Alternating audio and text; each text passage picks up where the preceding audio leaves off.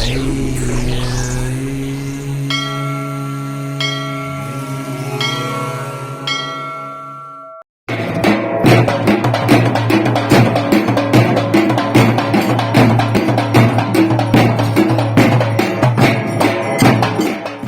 ಶ್ರೀ ರೇಣುಕಾ ಯಲ್ಲವ್ವ ನಿನ್ನಾಲ್ಕುದೋ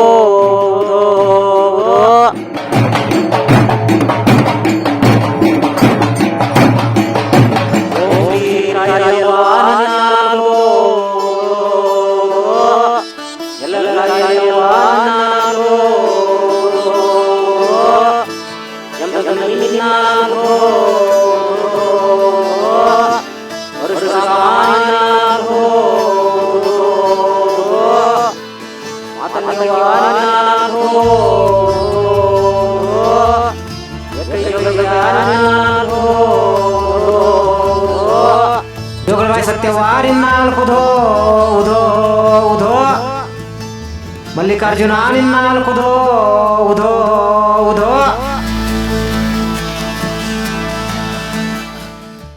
ನಮ್ಮ ಜಗತ್ತಿನ ಒಂದು ಭಾಗವಾದ ಭರತಖಂಡದ ಕರುನಾಡಿನ ಬೆಳಗಾವಿ ಜಿಲ್ಲೆಯ ಸವದತ್ತಿ ತಾಲೂಕಿನ ಯಲ್ಲಮ್ಮನ ಗುಡ್ಡ.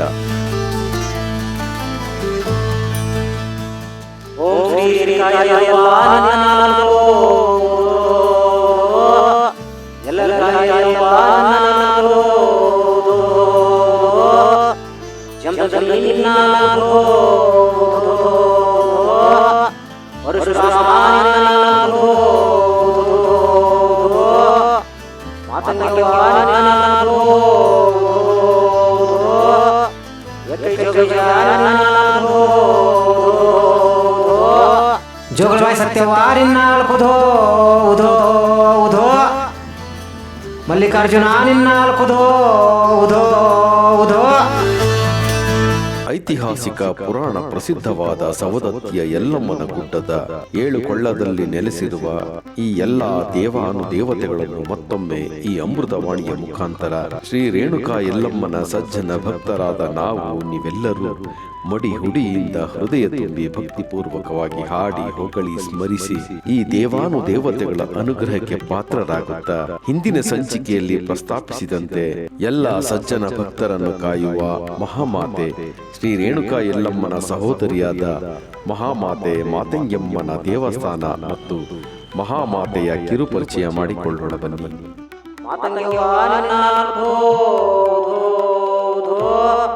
ಶ್ರೀ ರೇಣುಕಾ ಯಲ್ಲಮ್ಮನ ದೇವಸ್ಥಾನದ ಎದುರಿಗೆ ಕೇವಲ 400 ಮೀಟರ್ ಮುಂದೆ ಸಾಗಿದರೆ ಬಲಗಡೆ ಸಿಗುವುದೇ ಮಹಾಮಾತೆ ಶ್ರೀ ಮಾತಂಗ್ಯಮ್ಮನ ದೇವಸ್ಥಾನ.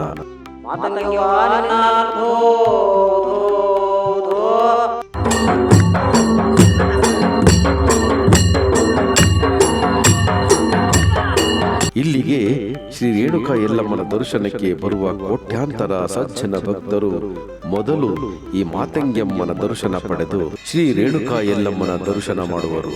ವಾಡಿಕೆ ಮತ್ತು ಜಗನ್ಮಾತೆ ಶ್ರೀ ರೇಣುಕಾ ಯಲ್ಲಮ್ಮನ ಆಸೆಯೂ ಕೂಡ.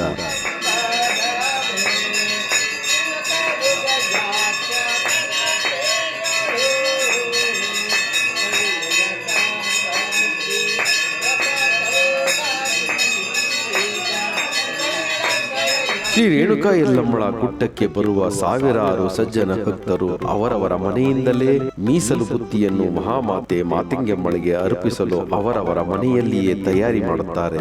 ಶ್ರೀ ರೇಣುಕಾ ಯಲ್ಲಮ್ಮನ ಗುಡ್ಡಕ್ಕೆ ಬರುವ ಸಜ್ಜನ ಭಕ್ತರು ಮಾತಂಗ್ಯಮ್ಮಳಿಗಾಗಿಯೇ ಮಡಿ ಹುಡಿಯಿಂದ ಸ್ನಾನ ಮಾಡಿ ಭಕ್ತಿ ಭಾವದಿಂದ ಪೂಜೆ ಮಾಡಿ ಮೀಸಲು ಬುತ್ತಿಯನ್ನು ತಯಾರು ಮಾಡಲು ಪ್ರಾರಂಭಿಸುತ್ತಾರೆ. ಅವರು ಮಾಡಿದ ಪ್ರತಿಯೊಂದು ಅಡಿಗೆ ಅಂದರೆ ಹೋಳಿಗೆ, ಕರ್ಜಿಕಾಯಿ, ಮುಳುಗಾಯಿ, ಪಲ್ಯ, ಬೇಳೆ ಪಲ್ಯ, ಮೊಸರನ್ನ, ಜೋಳದ ರೊಟ್ಟಿ, ಗೋಧಿ ರೊಟ್ಟಿ ಇತ್ಯಾದಿ ಏನೇ ಮಾಡಿದರೂ ಅಡುಗೆಯ ಮೊದಲ ತುತ್ತನ್ನ ಒಂದು ಶುಭ್ರವಾದ ಬಿಳಿಯ ಬಟ್ಟೆಯನ್ನು ತೆಗೆದುಕೊಂಡು ಅದಕ್ಕೆ ವಿಭೂತಿ, ಅರಿಶಿನ, ಕುಂಕುಮದಿಂದ ಪೂಜೆ ಮಾಡಿ ಅದಕ್ಕೆ ದೈವತ್ವ ತುಂಬಿ ಆ ಬಿಳಿಯ ಬಟ್ಟೆಯಲ್ಲಿ ತಾವು ತಯಾರಿಸಿದ ಅಡುಗೆಯ ಮೊದಲ ತುತ್ತನ್ನು ಆ ಬಿಳಿಯ ಬಟ್ಟೆಯಲ್ಲಿ ಇಟ್ಟು ಗಂಟು ಕಟ್ಟಿ ಅವರ ಮನೆಯ ದೇವರ ಜಗುಲಿಯ ಮೇಲೆ ಇಟ್ಟು ತಾವೂ ಶ್ರೀ ರೇಣುಕಾ ಯಲ್ಲಮ್ಮನ ಗುಡ್ಡದ ದೇವಸ್ಥಾನಕ್ಕೆ ಹೊರಡುವಾಗ ಬರುವಾಗ ಅದನ್ನು ತೆಗೆದುಕೊಂಡು ಹೋಗಿ ಮೊದಲು ಮಹಾಮಾತೆ ಮಾತಿಂಗಮ್ಮನಿಗೆ ಅರ್ಪಿಸಿ ದರ್ಶನ ಪಡೆದು ಹೂವು, ಹಣ್ಣು, ತೆಂಗಿನಕಾಯಿ, ಕರ್ಪೂರ, ಉದ್ದಿನ ಕಡ್ಡಿಯಿಂದ ಮಡಿ ಹುಡಿಯಿಂದ ಭಕ್ತಿ ಭಾವದಿಂದ ಪೂಜೆ ಸಲ್ಲಿಸಿ ಅವಳ ಅನುಗ್ರಹಕ್ಕೆ ಪಾತ್ರರಾಗಿ ತಾವು ತಂದಿದ್ದ ತುಪ್ಪದಿಂದಲೋ ಇಲ್ಲ ಒಳ್ಳೆ ಕಡಲೆಕಾಯಿ ಎಣ್ಣೆಯಿಂದಲೋ ದೀಪ ಬೆಳಗಿಸಿ ಮಹಾಮಾತೆ ಮಾತಿಂಗಮ್ಮನಿಗೆ ಆರತಿ ಬೆಳಗಿ ಜೋಗುಳ ಹಾಡುವುದು ವಾಡಿಕೆ.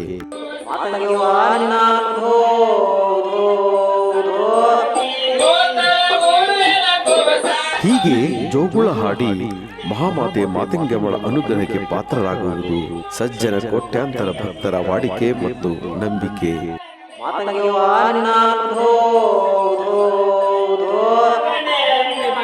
ಇಷ್ಟೇ ಅಲ್ಲದೆ ಶ್ರೀ ರೇಣುಕಾ ಯಲ್ಲಮ್ಮನ ಆರಾಧಕರು ಮತ್ತು ಮಹಾಮಾತೆ ಮಾತಂಗಮ್ಮನ ಆರಾಧಕರು ಯಾವುದೇ ತೊಂದರೆ ಇಲ್ಲದೆ ಮನೆಯಲ್ಲಿ ಗರ್ಭವಿದ್ದ ಹಸುಗಳಾಗಲಿ ಎಮ್ಮೆಗಳಾಗಲಿ ಸರಳವಾಗಿ ಹೆರಿಗೆಯಾದರೆ ಮೊದಲು ಹಿಂಡಿದ ಹಾಲನ್ನು ತಂದು ಮಹಾಮಾತೆ ಮಾತಂಗಮ್ಮನಿಗೆ ಅರ್ಪಿಸುವುದು ವಾಡಿಕೆ. ಮತ್ತು ಈ ಜಾನುವಾರುಗಳಿಗೆ ಯಾವುದೇ ತರಹದ ರೋಗ ಬರದ ಹಾಗೆ ತಾಯಿ ಕಾಪಾಡುತ್ತಾಳೆ. ರೈತರ ಮನೆಯಲ್ಲಿ ಹೈನುಗಾರಿಕೆ ಹೆಚ್ಚುತ್ತದೆ. ವ್ಯವಸಾಯದಲ್ಲಿ ಬೆಳೆಗಳು ಉನ್ನತ ಮಟ್ಟದಲ್ಲಿ ಬೆಳೆದು ಒಳ್ಳೆಯ ಫಸಲು ಬಂದು ಆಹಾರ ಸಂಪತ್ತು ಹೆಚ್ಚುತ್ತದೆ. ಈ ತಾಯಿಯ ಕೃಪೆಯಿಂದ ಎಲ್ಲವೂ ಸಂಪದ್ಭರಿತವಾಗುತ್ತದೆ. ಸುಖಮಯ ಜೀವನ ಸಾಗಿಸುತ್ತಾರೆ. ನಂಬಿದ ಕೋಟ್ಯಾಂತರ ಸಜ್ಜನ ಭಕ್ತರನ್ನು ಕೈ ಹಿಡಿದು ಕಾಪಾಡುತ್ತಾಳೆ ಈ ಜಗನ್ಮಾತೆ, ಏಳುಕೊಳ್ಳದ ಮಾತಂಗಮ್ಮ.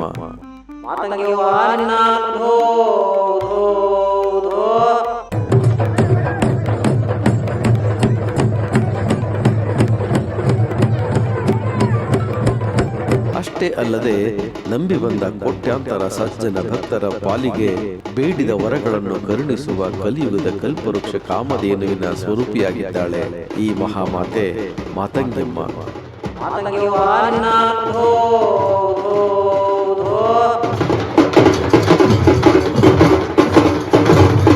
ನಮ್ಮನ್ನು ಆವರಿಸಿದ ಕಷ್ಟ ಕಾರ್ಪಣ್ಯಗಳು, ದುಃಖ ದುಮ್ಮಾನಗಳು, ಯಾವುದೇ ಕೆಲಸದ ಅಡ್ಡಿ ಆತಂಕಗಳು, ಮಕ್ಕಳಾಗದಿರುವಿಕೆ, ಮದುವೆಯಾಗದಿರುವಿಕೆ, ಎಂತಹ ಆರೋಗ್ಯ ಸಮಸ್ಯೆ, ಚರ್ಮ ರೋಗ ರುಜಿನಗಳು ಇವಳ ದರ್ಶನದಿಂದ ಭಕ್ತಿ ಭಾವದ ಮಡಿಹುಡಿಯ ಪೂಜೆಯಿಂದ ಹರಕೆ ಕಟ್ಟಿಕೊಳ್ಳುವುದರಿಂದ ತಕ್ಷಣವೇ ಮಾಯವಾಗಿ ಬಿಡುತ್ತದೆ ತಾಯಿ ಮಹಾಮಾತೆ ಮಾತಂಗಮ್ಮನ ಅನುಗ್ರಹದಿಂದ.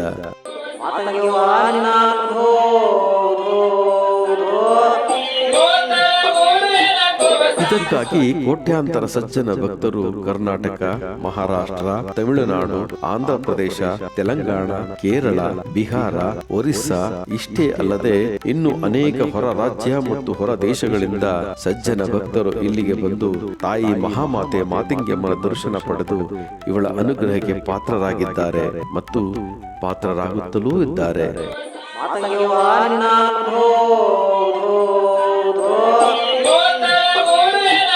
ಇಷ್ಟೇ ಅಲ್ಲದೆ ಉತ್ತರ ಕರ್ನಾಟಕದ ಪ್ರತಿಯೊಂದು ಹಳ್ಳಿಯಲ್ಲೂ ಮಾತಂಗಮ್ಮನ ಬಾಣಿ ಅಂತ ಊರ ಮಧ್ಯದಲ್ಲಿರುವ ಸರ್ಕಲ್ ನಲ್ಲಿ ಬಾಣಿಗಳನ್ನಿಟ್ಟಿರ್ತಾರೆ.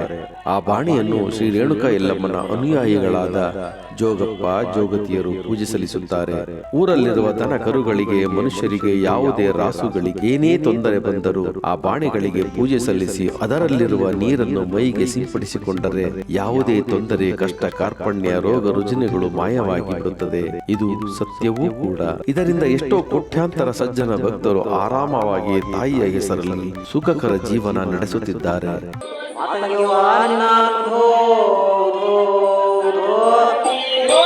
ಶ್ರೀ ರೇಣುಕಾ ಯಲ್ಲಮ್ಮನ ಗುಡ್ಡಕ್ಕೆ ಪ್ರತಿ ಮಂಗಳವಾರ, ಶುಕ್ರವಾರ, ಅಮಾವಾಸ್ಯೆ, ಹುಣ್ಣಿಮೆ, ಹಬ್ಬ ಹರಿದಿನಗಳಲ್ಲಿ ಸಜ್ಜನ ಭಕ್ತರ ದಂಡು ಸಾಗರೋಪದಿಯಾಗಿ ಬಂದು ಮಹಾಮಾತೆ ಮಾತಂಗಮ್ಮನ ದರ್ಶನ ಪಡೆದು ಪುನೀತರಾಗಿ ತಮ್ಮ ಸುಖಕರ ಜೀವನ ಸಾಗಿಸುತ್ತಿದ್ದಾರೆ.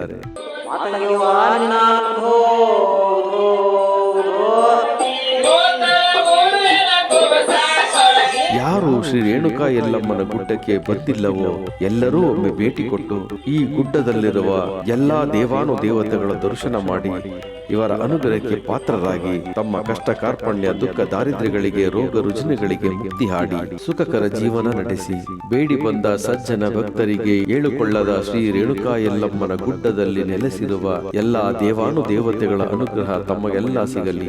ಜಗತ್ತಿನಾದ್ಯಂತ ಕಾಲ ಕಾಲಕ್ಕೆ ಒಳ್ಳೆಯ ಮಳೆಯಾಗಿ ಸಮೃದ್ಧ ಫಸಲು ಬಂದು ಜನರೆಲ್ಲ ಜಾತಿ ಮತ ಮೇಲು ಕೀಳು ಎಂಬ ತಾರತಮ್ಯದಿಂದ ಹೊರಬಂದು ನಾವೆಲ್ಲ ಒಂದೇ ಎಂಬ ಭಾವನೆಯೊಂದಿಗೆ ಸಮವಾಗಿ ಜೀವನ ಸಾಗಿಸಿ ಸದೃಢ ಸಮಾಜ ಕಟ್ಟುವುದರ ಕಡೆ ಗಮನ ಹರಿಸಲಿ ಎಂಬುದೇ ನಮ್ಮ SGRS ಎಂಟರ್ಟೈನ್ಮೆಂಟ್ ಯೂಟ್ಯೂಬ್ ಚಾನೆಲ್ನ ಆಶಯ ಎಂದು ತಿಳಿಸುತ್ತಾ ಈ ಸಂಚಿಕೆಯನ್ನು ಮುಗಿಸೋಣ. ಮುಂದಿನ ಸಂಚಿಕೆಯಲ್ಲಿ ವೀಕ್ಷಿಸಿ ಮಹಾ ತಪಸ್ವಿ ಮುನಿವರ್ಯ ಜಮದಗ್ನಿ ದೇವಸ್ಥಾನದ ದರ್ಶನ. ಜೈ ಭಾರತ ಮಾತೆ, ಜೈ ಕನ್ನಡಾಂಬೆ.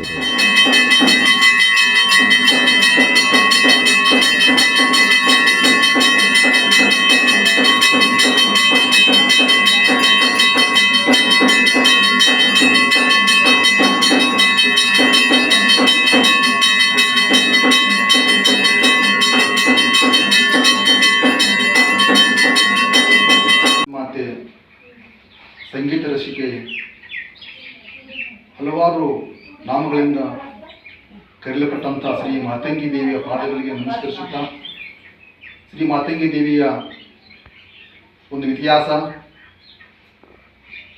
ನಾಡಿನಾದ್ಯಂತ ಎಲ್ಲ ರಾಜ್ಯಗಳಿಂದ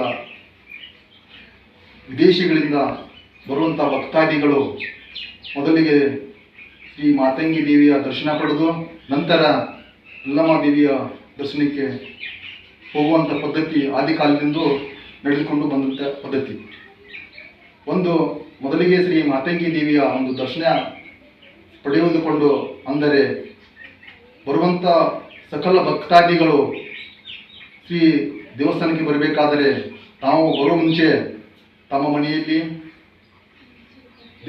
ದೇವಸ್ಥಾನ ಬರಬೇಕಾದರೆ ನಮ್ಮ ಮನೆಯಲ್ಲಿ ನೈವೇದ್ಯ ಮಾಡಬೇಕಾದರೆ ತಮ್ಮ ಮಡಿ ಹುಡಿಯಿಂದ ನೈವೇದ್ಯ ಮಾಡಿ ಆ ನೈವೇದ್ಯವನ್ನು ಪ್ರಥಮ ಮಾಡಿದಂಥ ನೈವೇದ್ಯವನ್ನು ಶ್ರೀ ಮಾತಂಗಿ ದೇವಿಗೆ ಬಂದು ಅರ್ಪಿಸಿ ನಂತರ ಉಳಿದ ಕಾರ್ಯಗಳಲ್ಲಿ ಭಕ್ತಾದಿಗಳು ಅಣಿಯಾಗುತ್ತಾರೆ.